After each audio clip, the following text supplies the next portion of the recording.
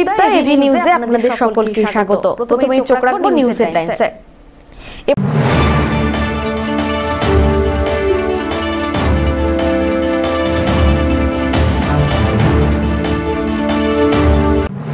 রামের পুজোয় আপত্তি নেই, তবে মা কালী দুর্গাকে বিজেপি যাতে হাইজ্যাক করতে না পারে তার জন্য কর্মীদের বাড়ি বাড়ি দুই দেবীর ছবি নিয়ে প্রচারে নামার নিদান জলপাইগুড়ি তৃণমূল নেতা সৈকত চট্টোপাধ্যায়ের। আসন্ন লোকসভা নির্বাচনে বিজেপির বড় অস্ত্র হতে চলেছে রাম। ঘটনাকে ঘিরে শুরু রাজনৈতিক চাপানোতর।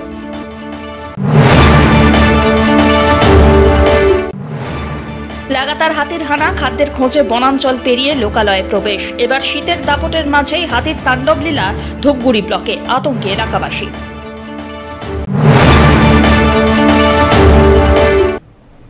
এবার আসছে বিস্তারিত সংবাদে।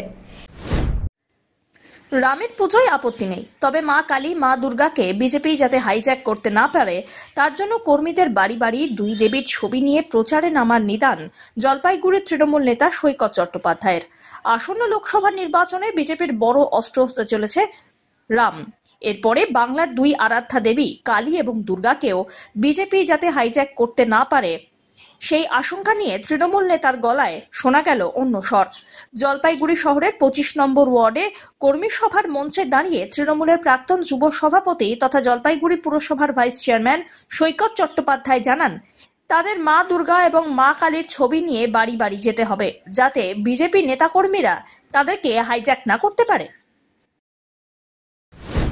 মানুষকে তৃণমূল কর্মীদের শুধু ঝান্ডা নিয়ে নয়, মিছিল নিয়ে নয়, মা কালীর ছবিটা হাতে নিয়ে, মা দুর্গার ছবিটা হাতে নিয়ে বাড়ি বাড়ি গিয়ে আমাদেরও বলতে হবে, ওরা রামের পুজো করছে করুক, তাতে ওদের আপত্তি নাই।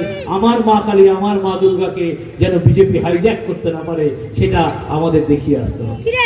বিজেপির যে ধর্মীয় ধর্মান্ধতার যে রাজনীতি, তা সেই রাজনীতিকে প্রকৃত হিন্দুত্বকে দিয়ে রুখতে হবে এবং প্রকৃত সাম্প্রদায়িক সম্প্রীতি বোধকে দিয়ে রুখতে হবে। আর বঙ্গবাসী বাঙালি কখনো গুজরাটের কাছ থেকে শিখবে না হিন্দুত্ব কি, কারণ আমার কাছে ঠাকুর রামকৃষ্ণ পরমহংস, স্বামী বিবেকানন্দ, ঠাকুর পঞ্চানন রয়েছে। আমরা কখনোই সাহিত্য শিখবো না, কারণ আমার কাছে গুজরাটের কাছ থেকে, কারণ আমার কাছে কবিগুরু রবীন্দ্রনাথ আছেন, বঙ্কিমচন্দ্র চট্টোপাধ্যায় আছেন, শরৎচন্দ্র চ্যাটার্জি আছেন। আমরা স্বাধীনতা সংগ্রামের আত্মত্যাগের ইতিহাস শিখবো না, তার কারণ হচ্ছে আমাদের কাছে একটা নেতাজি সুভাষচন্দ্র বোস আছেন, একটা ক্ষুদিরাম বোস আছেন, একটা মাতঙ্গিনী হাজরা রয়েছেন। তাই আমরা কোনো কিছু ওদের থেকে শিখবো না। But Bengal things today, rest of the India will think tomorrow. এই জায়গায় বাংলাকে মমতা বন্দ্যোপাধ্যায় নিয়ে যাচ্ছেন, অভিষেক বন্দ্যোপাধ্যায় নিয়ে যাচ্ছেন। সেই ফটকটা আগলে রাখার জন্য আমরা প্রতিটা ওয়ার্ডে কার্যালয়। তো বলছি, আপনি একটা নির্দেশ দিলেন সবাইকে ঠাকুরের ছবি নিয়ে, কালী ঠাকুরের ছবি নিয়ে বাড়ি বাড়ি যাওয়ার জন্য। একদম, আমি বললাম মা কালী আর মা দুর্গার প্রচার এখন দরজায় দরজায় করা দরকার। তার কারণ হচ্ছে আমার মা কালী, আমার মা দুর্গার অস্তিত্বকে আঘাত করবার জন্য গুজরাট থেকে মোদী আর অমিত শাহ আর আরএসএস নেমেছে। তবে আচমকাই কালী দুর্গা ভক্তি নিয়ে তৃণমূলকে কটাক্ষ করতে ছাড়েননি বিজেপির জলপাইগুড়ি জেলা সম্পাদক শ্যামপ্রসাদ। তাঁর বক্তব্য, তৃণমূল আপাদমস্তক দুর্নীতিগ্রস্ত একটি দল। এরা দেবদেবী মানেন না, রামকে মানেন না। এদের মুখে কোনো দেবদেবীর কথা বা পুজো করার কথা মানায় না।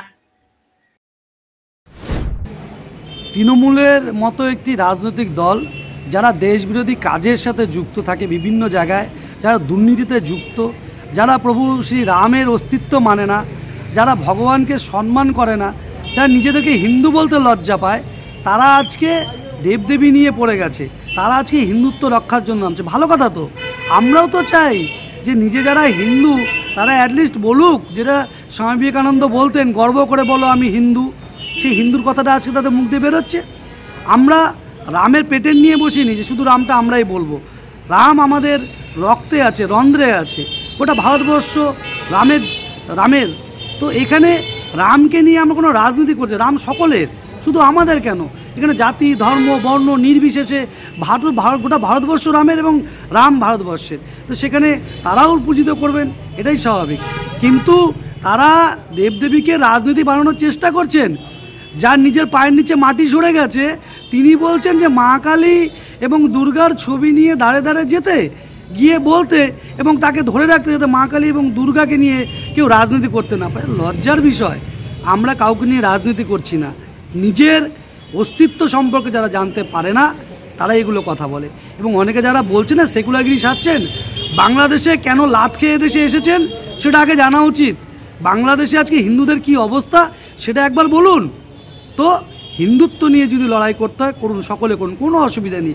এবং ঠাকুর সকলের, এখানে জাতি ধর্ম বর্ণ নির্বিশেষে সকলের প্রভু শ্রীরাম, এবং আমরা গর্ব করে বলি জয় শ্রীরাম। পিনাকি শীলের রিপোর্ট, এভি নিউজ।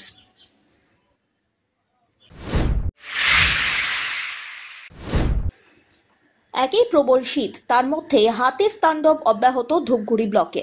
একদিকে যখন গোটা ডুয়ার্স জুড়ে হাড় কাঁপানো কনকনে শীত, কোনো ক্রমে পরিবারের সব কাজকর্ম শেষে মানুষ একটু ঠান্ডা থেকে রেহাই পেতে সপরিবারের লেপের তলায় আশ্রয় নিচ্ছেন, সেই সময় আচমকাই বন জঙ্গল পেরিয়ে একেবারে লোকালয়ে রীতিমতো বাড়িতে প্রবেশ করে তাণ্ডব চালালো হাতি।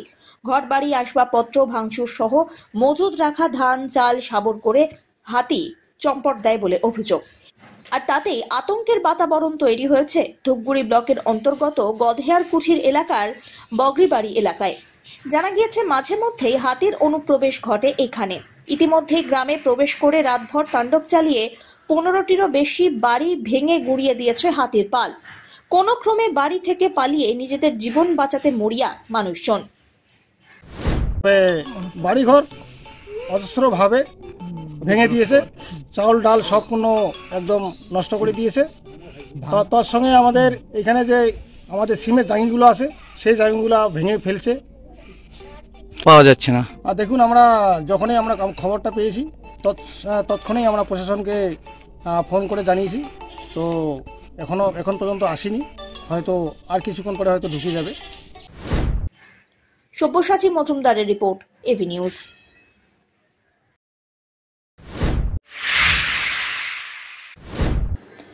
এক প্রাথমিক শিক্ষিকার আত্মহত্যার ঘটনাকে কেন্দ্র করে ব্যাপক চাঞ্চল্য ছড়িয়েছে জলপাইগুড়ি শহরের বামনপাড়া এলাকায়। এদিন সকালবেলায় দোতলা বাড়ির সিঁড়ির ঘর থেকে উদ্ধার করা হয় শিক্ষিকা বনশ্রী রায় সরকারের ঝুলন্ত দেহ। কেন বা ঠিক কী কারণে এই ঘটনা তিনি ঘটালেন তা স্পষ্ট নয়। স্বামীর দাবি, বেশ কিছুদিন ধরে মানসিক অবসাদে ভুগছিলেন স্ত্রী। মৃতদেহ উদ্ধার করে ময়না তদন্তে পাঠানোর পাশাপাশি ঘটনার পূর্ণাঙ্গ তদন্ত শুরু করেছে পুলিশ।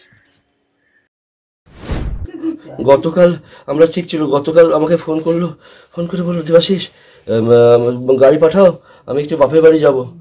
তো আমি বললাম ঠিক আছে, তবে আমার ড্রাইভারটাকে বলে দিলাম তুমি আসো।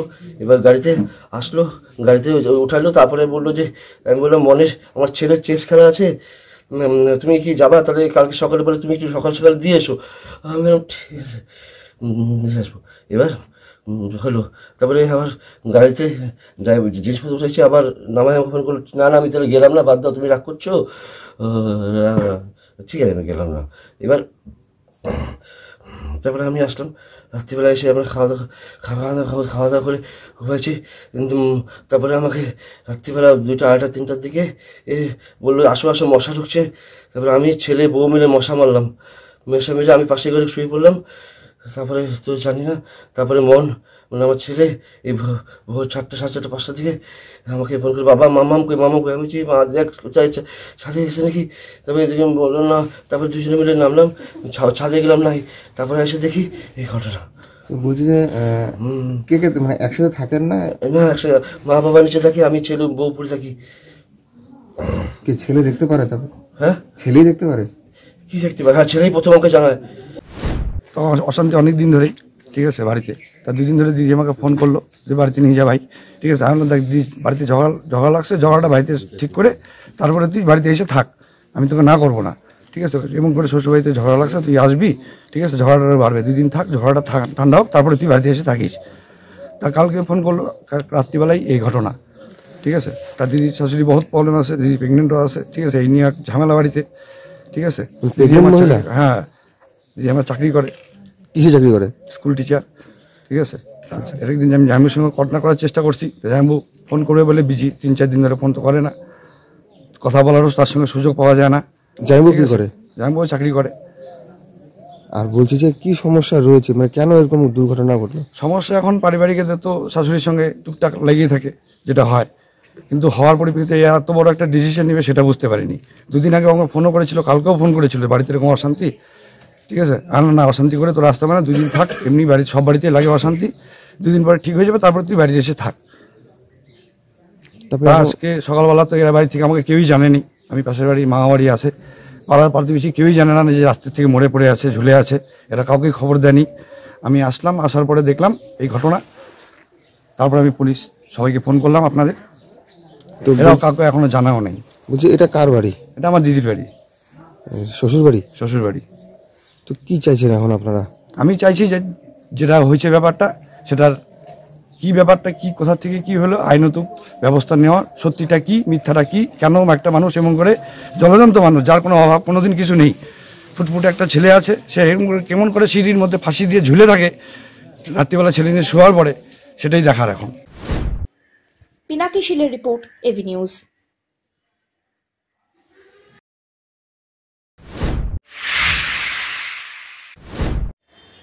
উত্তরে জাঁকিয়ে শীতের দাপটে থরহরিকম্প দশা, কুয়াশায় মোড়া চারদিক।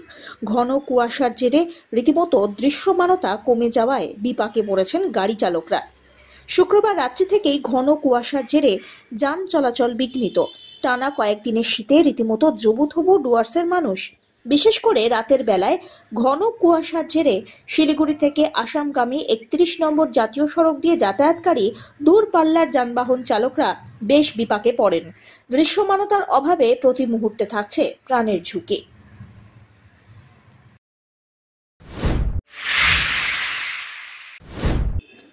ঘন কুয়াশা, কনকনে শীত, এরই মাঝে বড়সড় দুর্ঘটনা জলপাইগুড়ি শিলিগুড়ি জাতীয় সড়ক 10 দরগার কাছে। এই দুর্ঘটনার কবলে পড়ে মৃত 2 জন, আহত হয়েছেন 1 জন। শুক্রবার রাত্রিবেলা 8টা নাগাদ জাতীয় সড়ক 10 দরগার কাছে স্কুটিতে থাকা শিশুসহ 3 জন দুর্ঘটনার কবলে পড়েন। স্থানীয়দের চেষ্টায় 3 জনকে উদ্ধার করে জলপাইগুড়ি মেডিকেল কলেজ ও হাসপাতালে নিয়ে গেলে চিকিৎসক 2 জনকে মৃত বলে ঘোষণা করেছেন। এরই মধ্যে 1 জন শিশু, 1 জন পুরুষকে মৃত বলে ঘোষণা করা হয়। অপরদিকে 1 মহিলা গুরুতর আহত, যদিও তাদের নাম পরিচয় এখনো পর্যন্ত জানা যায়নি, তবে সে বিষয়ে চেষ্টা করছে পুলিশ। এই এলাকায় রাত্রি পর্যন্ত পর্যাপ্ত আলোর ব্যবস্থা এবং ট্রাফিক পুলিশের উপস্থিতির দাবি জানিয়েছেন বাসিন্দারা। ঘটনাস্থলে উত্তেজিত জনতা পথ অবরোধ করে বিক্ষোভ দেখান। পুলিশ পৌঁছলে পুলিশকে ঘিরেও বিক্ষোভ দেখানো শুরু হয়। এদিকে এই দুর্ঘটনার তদন্ত শুরু করেছে জলপাইগুড়ির কোতোয়ালি থানার পুলিশ। মোবাইল আছে, কোনো কিছু পাওয়া যায় না। ঠিকানা কিচ্ছু পাওয়া যায় না। কয়জন এখন থেকে আহত, কয়জন আছে? আহত 1 জন আছে। হ্যাঁ, বাচ্চাটা মানে ইয়েতে করে ওটাও দেখা যাচ্ছে, ওটাও নেই। স্বামীটাকে ইসিজি করালো, স্বামীটাও নেই। 2 জন মারা গেছে, মানে আহত 1 জন। কোথাকার ঘটনা এটা? ঘটনা আমি শুনলাম, জাস্ট আমি তো এখানে ডিউটি করি, আমি তো এখানকার, আমি তো বাইরে আর ডিউটি করি না। না এখানে দেখলেন যা? হ্যাঁ, এখানে যা। অমিত বণিকের report, AV news.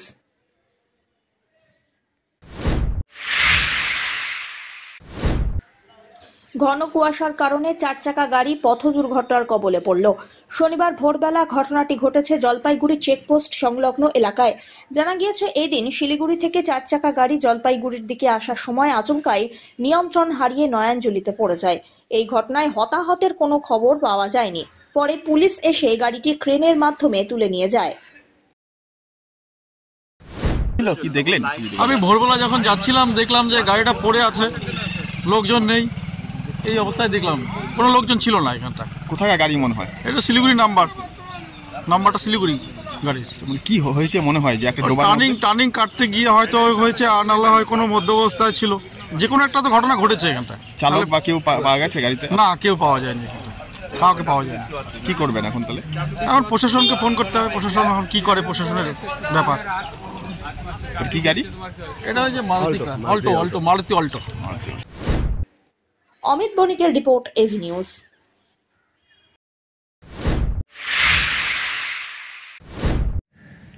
Jalpaiguri pharmacy কলেজে ইউনিট গঠন করল তৃণমূল ছাত্র পরিষদ। শুক্রবার বিকেল বেলায় কলেজ চত্বরে ছোট অনুষ্ঠানের মধ্যে দিয়ে এই ইউনিট গঠন করা হয়। এরপরে জেলা তৃণমূল সভাপতি গৌরব ঘোষের হাত দিয়ে প্রায় 50 জন ছাত্র তৃণমূল ছাত্র পরিষদে যোগ দিয়েছেন বলে সংগঠনের নেতৃত্বরা জানিয়েছেন। 2011 সালে জলপাইগুড়ির ফার্মাসি কলেজে ছাত্র সংগঠনের নির্বাচন হয়েছিল, কিন্তু তৃণমূল ছাত্র পরিষদের কোনো ইউনিট এতদিন সেখানে ছিল না।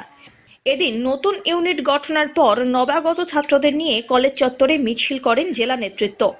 আগামী দিনে কলেজের পরিকাঠামো উন্নয়ন সহ পঠন পাঠন নিয়ে কলেজ কর্তৃপক্ষের সহযোগিতার কথাও জানিয়েছেন তারা।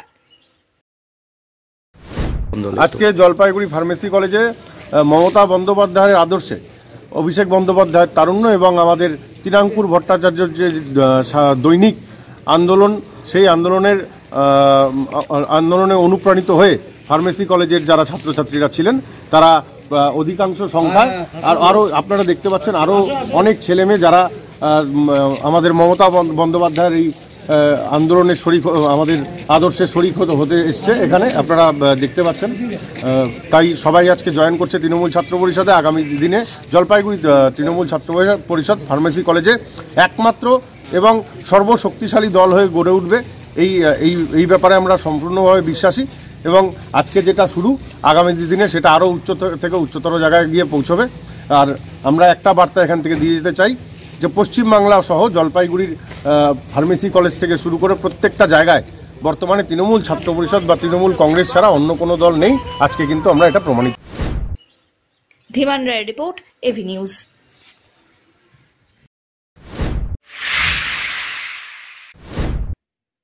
অবৈধভাবে বালি বোঝাই ডাম্পারের বিরুদ্ধে ফের অভিযান শুরু। শনিবার অবৈধভাবে বালি নিয়ে যাওয়ার সময় একটি ডাম্পারের পিছু ধাওয়া করে রাজগঞ্জ ব্লকের আমবাড়িতে গাড়িটিকে আটক করে ভূমি ও ভূমি রাজস্ব দপ্তরের আধিকারিক এবং কর্মীরা। এ বিষয়ে ভূমি এবং ভূমি রাজস্ব দপ্তরের এক আধিকারিক জানান, শুক্রবার অভিযান চালানোর পর শনিবার ডাম্পারটি আটক করা হয়। বালি বোঝাই ডাম্পারটি কোনো বৈধ কাগজপত্র নেই। গাড়িটিকে 25,000 টাকা জরিমানা করা হয়েছে। এই ধরনের অভিযান লাগাতার চালানো হবে। সরকারি কর ফাঁকি দিয়ে বালি পাচার হবে, তা কখনোই মেনে নেওয়া হবে না বলে জানিয়েছেন তিনি। আজকে একটাই ধরতে পেরেছি আমরা এখন পর্যন্ত সকালে বেরিয়ে। এই ধরনের অভিযান লাগাতার চালানো হবে? হ্যাঁ, আমাদের তো উপর মহল থেকে যে অর্ডার আছে সেই অনুযায়ী আমরা কাজ করছি। কালকে কটা ফাইন করা হয়েছে? কালকে আমাদের ডিউটি ছিল না, আমাদের টিমের ডিউটি ছিল না, আমাদের টিম ভাগ করা আছে। তো কালকে যেটা জানতে পেরেছি 3টা ট্রাক ধরা হয়েছিল। আজকে দেখা যাচ্ছে যে রাজ্য সড়ক থেকে ভিতরে ধরা হলো। না, এটা অ্যাকচুয়ালি আমরা গাড়িটার পেছন এসে ধরেছি। এটা রেলগেট থেকে যখন বার হচ্ছিল তখন জ্যাম ছিল, আমরা ধরতে পারিনি। তারপর গাড়িটাকে ওভারটেক করে আমরা ধরে জানতে পারি চালান নেই, তারপরে আটক করেছি গাড়িটা। সারাদিনই চলবে আজকে এই অভিযান? হ্যাঁ, এটা তো আছেই আমাদের। কত টাকা ফাইন কিছু? এটা 25,000 টাকা ফাইন হয়।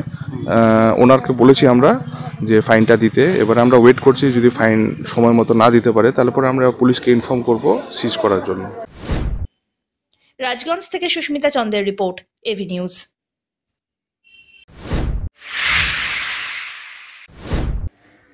ক্রমেই রাজ্য জুড়ে নামছে তাপমাত্রার পারদ। জাঁকিয়ে পড়েছে পৌষের শীত। কিন্তু তাতে কি, সব শীতকে উপেক্ষা করেই রীতিমতো গা গরম করতে ময়দানে নেমে পড়লেন খেলোয়াড়রা। শীতকাল মানে পিকনিক, পিঠেপুলি তো বটেই, সেই সঙ্গেই থাকে নানা রকমের খেলাধুলা। ইঞ্জিনিয়ারিং কলেজ এবং দাদাভাই ক্লাবের মধ্যে অনুষ্ঠিত হয়ে গেল super division cricket league. JYMA club ময়দানে inter club super division league cricket tournament অনুষ্ঠিত হলো। খেলায় 12টা দলের খেলোয়াড়রা অংশগ্রহণ করেন। 2টি গ্রুপ করে খেলা অনুষ্ঠিত হয়।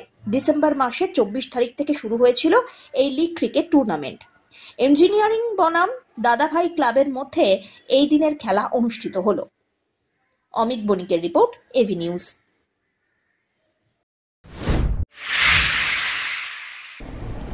শেষ করবার আগে নিউজ হেডলাইন্স আরো একবার।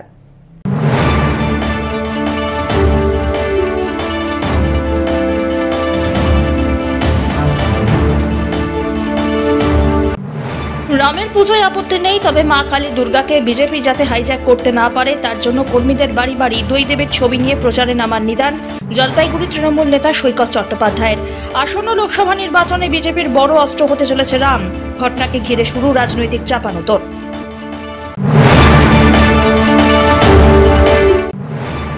লাগাতার হাতির হানা, খাদ্যের খোঁজে বনাঞ্চল পেরিয়ে লোকালয়ে প্রবেশ। এবার শীতের দাপটের মাঝেই হাতির তাণ্ডব লীলা ধূপগুড়ি ব্লকে, আতঙ্কে এলাকাবাসী।